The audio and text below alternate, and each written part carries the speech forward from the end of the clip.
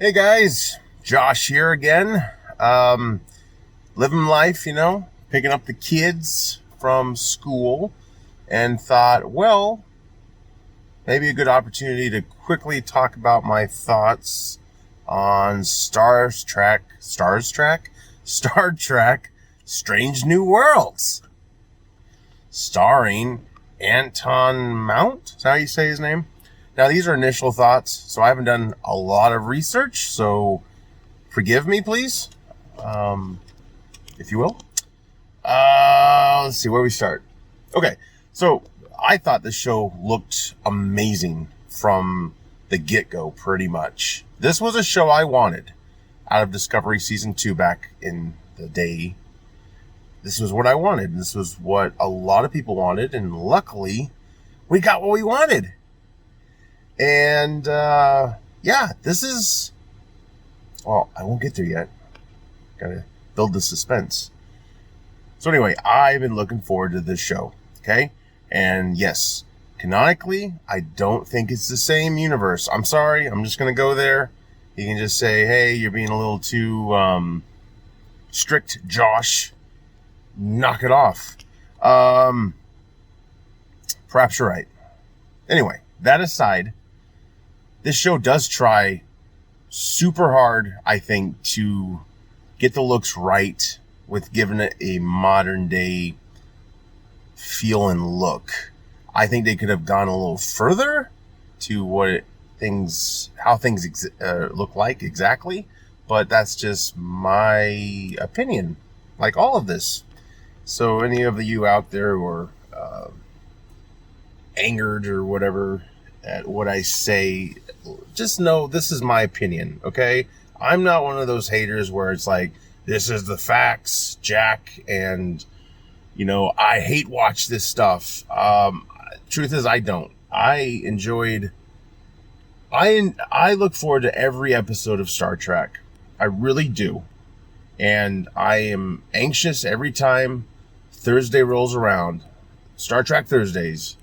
And with Discovery, every episode, it doesn't take too long for me to be like, I don't like this. So anyway, getting off that tangent, because we could just go on forever, and that would just be kind of a crappy video for some. So I want to keep this kind of like universal. So let me get back to Strange New Worlds. Sorry. Okay, so yeah, love the look. I love Anton Mount. I hope I'm saying his name right. I always screw it up, I think. So I think he's a great actor, and I think he's very passionate about making a good product. And, he wants to do it right, wants to do it justice. And, when he first got cast as Pike, he went down to, I don't know which recreation set it was, and he sat in the captain's chair, and he got emotional. And I was like, oh, that's great. That's a great moment there. It does show like this means something to him. And I don't know if he was a Star Trek fan before. I don't recall. But for him to just, I guess, appreciate what this part means to so many people and the Hunter family, maybe that's what came over him. I'm not sure. A very passionate actor, I believe. And there's a crazy story about him on Discovery Season 2. He punched like a director or something. I don't know. I have to look more into that, but I'm sure the director was in the wrong. I don't know. Anton just seems like a good guy. So, anyway, all that aside, Ethan Peck, I actually think he fits more into Spock than Zachary Quinto did. And I definitely like the look they've done, or they created for Spock in this series. I didn't really like the disco version in the end of the show when he was all cleaned up. He just kind of looked goofy. Just really fake, I don't know. But he looks great here. And so far I have not seen a shot where his sideburns are going crazy like we have seen stills of. Perhaps they CGI, corrected it. I don't know. But he is a favorite as well, and so is Rebecca Romijn as number one. I think the casting is really good. I really do. And I like everything I've seen up to the point of the premiere of the show. And so, like I said on yesterday's show, if I post this today, this is Friday. Yesterday's show where I talked about my feelings on Picard season 2. This was a breath of fresh air, and I absolutely mean that wholeheartedly. So, without further ado, my thoughts on the show. I really liked it. Almost loved it. Very much liked it. I don't think I had too many issues other than, the looks of certain things. And yeah, there was a few lines where I was like, really? Like this is spoilers for everyone, by the way. The Spock and his lady, I think this is the same lady who was in season 1 of Mock Time. I believe so. I think they've promised themselves to each other. So it kind of fits into canon. I think that's what's going on here. Although she proposed, and in a Mock Time, it was more of, I think, the parents setting up the marriage. I'm not sure. So anyway, and I do see now, if that's the same person, how she would have fallen for someone else. Because Spock is a dedicated Starfleet officer. And yes, that comes first. Obviously we saw that. The scene in the restaurant or wherever they were, when that one guy says, when they go to kiss after accepting the marriage proposal or whatever, could you guys do that elsewhere? At first I was annoyed by that, but then I was like, that perhaps that's fine, because this is Vulcan, and they don't like emotions, or they don't like to show emotions. So I guess that was them showing emotion too much in a public place. Quick, annoyed, but quickly kind of dismissive, like, it's all right. So anyway, overall, I really like the show. I think there's a lot of promise there. I do like the episodic formula. Yes, it's very Orville-like and old Star Trek, but you're going to get that when you try to do episodic storytelling. Just the preview for the next episode, you're going to get that as well. It's just a lot of these stories have been told and retold, and that's just the truth. And all you can do is try to make it different. Try to make it something else. Don't borrow so much. Add something new to it, and I hope that's what they do. I really do. Yeah, the ships looked great. Everything looked great and fun. Canonically, I still can't accept it. I'm sorry, I just can't. But I do love it. I do think as a reboot, I know a lot of people won't view it that way, but I kind of do. It's kind of how I make peace with it. I am digging it so far. And that twist at the end with Kirk, honestly, I wouldn't have been pissed because I already knew Kirk was coming. I wouldn't have been pissed if they brought him on. But man, that was a great misdirect. That was so freaking clever, I thought, on their part. It's Samuel Kirk. It's his brother, who we saw in one of the episodes of the original series, who, rest in peace, passed away. This is really cool. I think it would be amazing to get to know this Samuel Kirk even more. If they do it right. And, I thought it was super smart for them not to give us James T. Kirk. So I really thought that was a great twist. I enjoyed that immensely. I was like, well done. That was pretty freaking good, I thought. I really did. Khan, the Noonien scene, I'm saying that right? The relative, I don't know what's going on with her, and I hope it's good, because it's a whole new character, and again, I think they should stay away from Khan, but obviously they're not going to.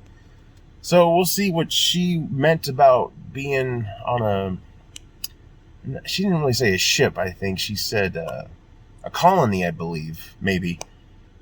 See what that's all about. Perhaps Khan's people had many offsprings that went elsewhere. I mean, you're talking about a guy who vanished in 96, even though season 2 Picard finale, I don't know what the hell they're doing with that. Well, I'm back home now. Sorry, I had to drive, so I had to stop the video momentarily. Overall, the show was great.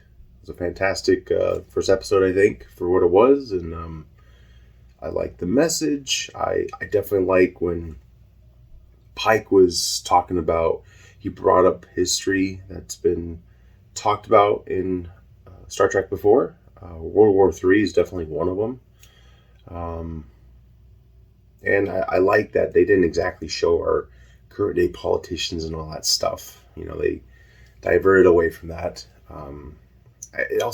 Well, I would say it dates it, but obviously that's the past he was showing. No, I like that. That was kind of a nice touch. Obviously I didn't like them bringing up Burnham or anything Discovery, but I get it. They have to. It's still the same universe. I'm just not a big fan of a lot of things Discovery has done. I still don't know why they had to jump into the future. To just feat control. I don't. But they kind of defeated control on the way to the future. So, just like Picard. What? Anyway, get back to Strange New Worlds, okay? So they brought up Burnham and stuff, and yeah, that was alright, I guess. Why can't he bring up Sybok? Where's love for Sybok? Come on. Anyway, yeah, great show. I liked the introduction to characters. Thought that was really handled well. Yeah, the whole Khan thing, I'm not sure what direction they're going with her. I just hope it's handled well and not so jam-packed into just trying to fit it in, like an overhead compartment. It's like, just get in there. It's like, well, we've already established this is Khan, his when he left Earth and when he got discovered by the Enterprise. So, yeah. I don't know. I'm intrigued, but I'm very nervous. And we've already explored Khan again in the JJ verse. I think the comics did a better job with what they were doing. The Into Darkness didn't go into depth about why his appearance was different. The comic did. So, yeah, that movie was missing that element, I think, because I think a lot of people were like, what is this? So, yeah. And I know, spoiler, not really a spoiler, if you look at IMDb, you'll see she has a brother. And so we're going to be meeting up with him soon somehow. I don't think he's Starfleet. Maybe he is. Maybe they'll go find his her colony where they relocated, maybe. I'm not quite sure. There is a scene where she's like in garb, it looks like. And I don't know if that's got anything to do with her history. But I just hope it's handled well.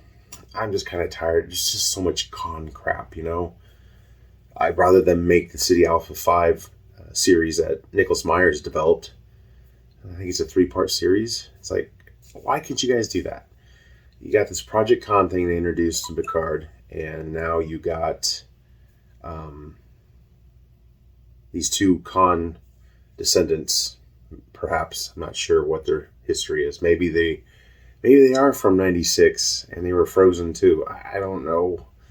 I just hope in the end it works and it's not silly, But overall, good start. Hopefully that'll get revealed in a clever way. Or not.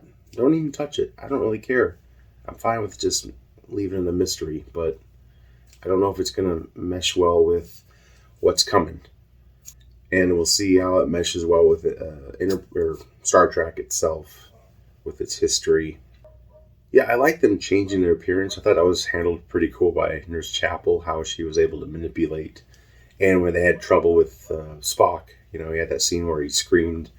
And he goes, oh, all better. And he was fully Vulcan again. That was kind of cool.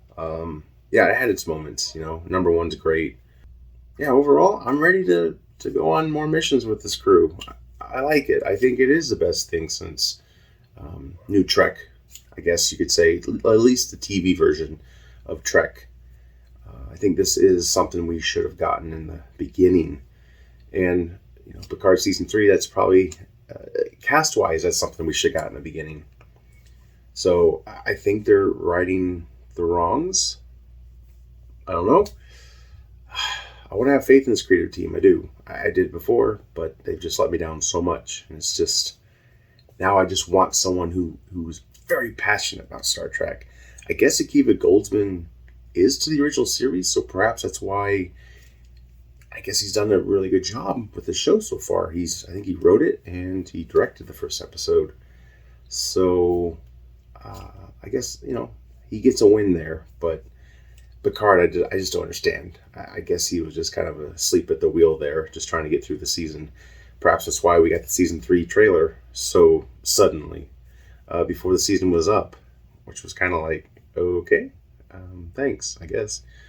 So, yeah, overall, Strange New Worlds is fantastic. I did talk to Steve, and he liked it as well. So me and him will get together next week, and we'll get some news items to everyone out there, and we'll also talk about our thoughts on Picard and Strange New Worlds.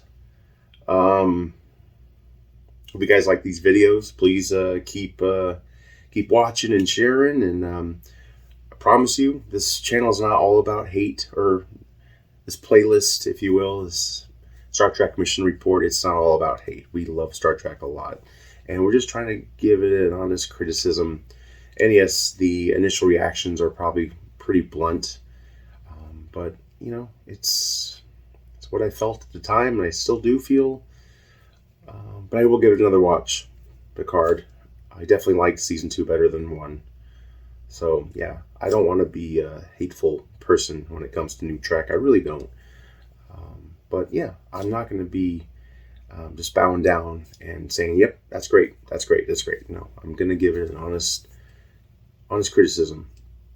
And I think, everyone out there deserves that. So try to list the pros and the cons. Brought con back. Dang it. Anyway, forgive my dogs. They wanted to make an appearance. So anyway, with that said, hope everyone has a great weekend coming up. And yeah, watch these shows. Definitely watch Strange New Worlds. Yeah, I'm anxious to see it again. I actually held off seeing it again until I did this video, so it could still be an honest first impression. And so I'll do more research, and we'll get in more depth with things. So until then, come back, please. Until then, live long and prosper, my friends. Josh out.